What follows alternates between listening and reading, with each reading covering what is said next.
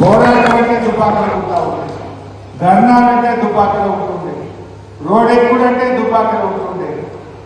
అదే 17 సెప్టెంబర్ జెండా ఎగరాలంటే దుబ్బాక ఎంఆర్ఓ ఆఫీస్లో ఎదుగుతుండే. ధర్నాలకు పోరాటాలకు తెలంగాణ ఉద్యమానికి పుట్టిన ఇల్లు మన దుబ్బాక గడ్డ. అదేదో దురదృష్టవశాత్తు ఒక్కసారి మిస్ అయింది, కానీ తిరిగి మళ్ళీ ఒకసారి బీఆర్ఎస్ పార్టీ కంచు కోట ఈ దుబ్బాకను చేస్తారు. ఈ విజయం ముమ్మాటికి మా బీఆర్ఎస్ సైనికులని, మా ఉద్యమకారులని చెప్పి మనం చెప్తాము.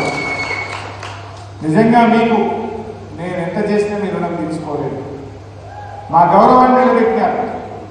పోయినసారి నేను చాలా బాధపడ్డా, అయ్యో పోయింది అని. ఒక 6 నెలల దాకా నా మనసులోకి ఇలా బాధ పోలేదు, కానీ దాని వడ్డీతో సహా చెల్లించి 54,000 మెజార్టీ ఇచ్చిండ్రు. నిజంగా నాకు బిర్యానీ తినిపించినంత సంతోషం కలిగింది.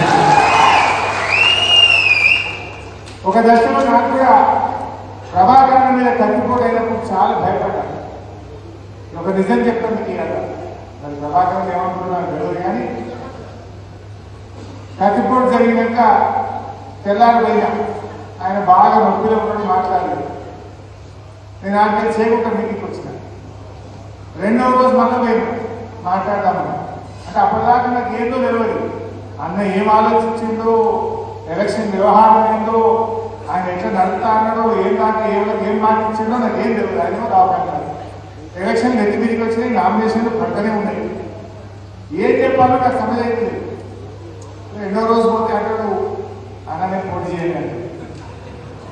ఎందుకే అన్న, ఏం రాజకీయాలన్నా నేను ఎవరికైనా సీమ కన్నా హాని చేసిందా, నేనేమన్నా తప్పు చేసిందా, ఎవరిని పద్దెత్తు మాట అన్నా, ఇదే కట్టిపోతన్నా ఏమైనా అంత మంచిగా అనిపిస్తలేదు రాజకీయాల్లో. అంటే నేను ధైర్యం చెప్పి, అన్న నీలాంటి మంచి మంచి దుబ్బాకలు కావాలి, నీలాంటి మంచి వాళ్ళు ప్రజలకు ఉండాలి, నువ్వేం భయపడకు, నేనున్నా, నేను బాధ్యత తీసుకుంటా, అవసరమైతే సిద్ధిపేట ఇచ్చిపెట్టి దుబ్బాకలు కూర్చుంటా, నువ్వు ధైర్యంగా ఉండుకోని చెప్పినంత కంటే ఒక్కరోజు టైం చేయాలి ఆలోచించుకుంటాను. మీరందరూ కోరుకుంటే నాకు ఏం చెప్పాలో వెళ్తలేదు, మీకు ఏం చెప్పాలో తెలియదు, ఆయన ఏమో వద్దంటారు. అంటే ఒక మంచి మనిషికి ఏమైందంటే బాధ కలిగితే, ఎందుకంటే ఏదైనా తప్పు జరిగినప్పుడు శిక్ష పెడితే తప్పు జరిగిందని అర్థం చేసుకోవచ్చు. చేయని నేరానికి, చేయని తప్పుకు, ఏ పాపం ఎదగని వ్యక్తికి, ఎవరిని పల్లెత్తు మాటలని వాడు 10 ఏళ్ళు ఎంపీగా ఉంటే ఎవరు మనసు కూడా నొప్పించని వ్యక్తి, అందరి మనిషికి ఆజాత శత్రువు మన ప్రభాకర్ రెడ్డి. సో అలాంటి వ్యక్తి చాలా బాధపడ్డాడు. కానీ అప్పుడు నా పరిస్థితి నాకు ఇంకా గందరగోళం. అదే ఇది ఎట్లా గెలవాలి, పొయ్యి తెచ్చుకోవాలంటే గిట్ అయిపోయాయని చాలా బాధపడ్డా నేను కూడా ఒకరోజంతా. కానీ చాలా రిక్వెస్ట్ చేసి మళ్ళా నువ్వు ఎందుకు వదిలే పంపి నేను చూసుకుంటాను చెప్పిన. మా సిద్దిపేటలో నేనే వెళ్ళాన్నా, మేము అందరం దుబ్బాకలం సిద్దిపేటలో కలిసి పనిచేస్తాం, నువ్వు రద్దు పడకు అని చెప్పి ధైర్యం చెప్తే నిజంగా మీరందరూ కూడా ఒక్కొక్కరు ఒక ప్రభాకర్ రెడ్డి లాగా పనిచేస్తారు. అభ్యర్థి ప్రచారం రాకపోయినా చాలా కష్టపడి కసితో పనిచేసింది.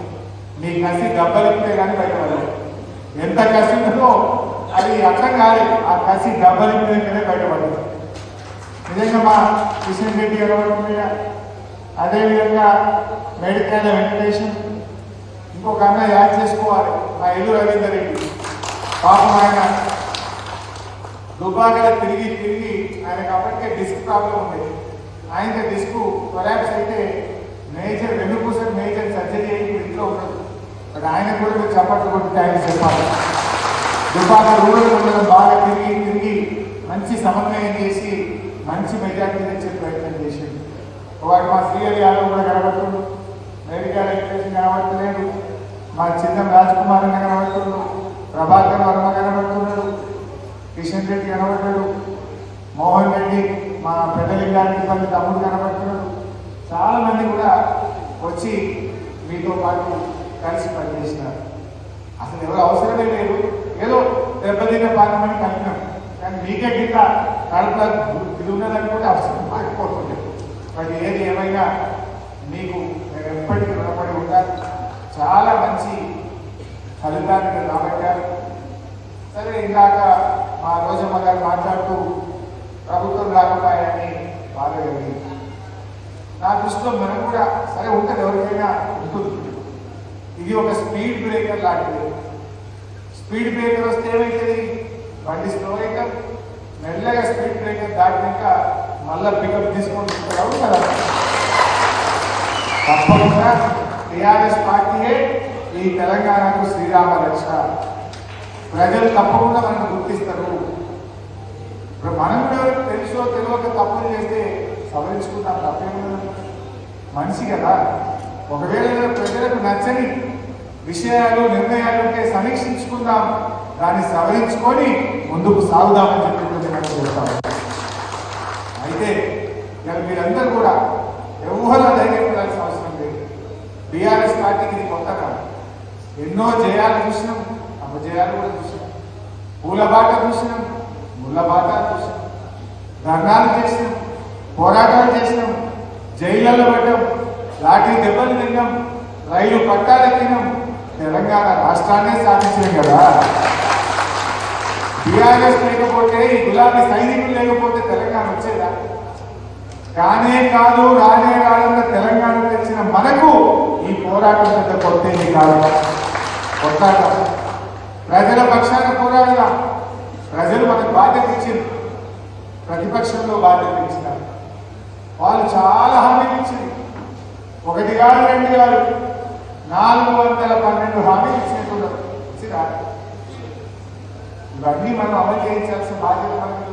టైం ఉన్నది, కొద్ది రోజులు టైం ఇద్దామని ఒప్పుకోబడుతుంది. వాస్తవానికి ఇప్పటికే చాలా మాట తప్పింది. మీకు తెలియదా? ఏమన్నారు? కరెంట్ బిల్లు ఖర్చులే వద్దు, మేము వస్తూనే ఉన్నాం, ఫ్రీ కరెంట్ అన్నారు. ఇప్పుడే ఊళ్ళో పని వచ్చి 30 ఇంటి బిల్లు వసూలు చేస్తలేదా? అంటే మాట తప్పినట్టా లేదా? మీరు వడ్లు అమ్మకుండి మేము వస్తూనే ఉన్నాం, రాగానే 500 బోనస్ ఇచ్చి పట్టుకోవటం అన్నారు. కొన్నరా? వానకాలం అట్లా అయిపోయి బోనస్ నానే లేదు. రైతు బంధు పైసలు ఇప్పుడు వస్తే 10,000 అవుతాయి, మేము గెలిచిన వస్తే 15,000 అవుతాయి అన్నారు. అన్నారా? నా 10,000 15,000 ఏమన్నారు? మేము గెలిస్తే 10, నేను గెలవలేదు 15 అవుతాయి అన్నారు. మరి గెలిచిండ్రు 15,000 ముచ్చట లేదు, అదే పాట 10,000 ఇస్తామన్నారు.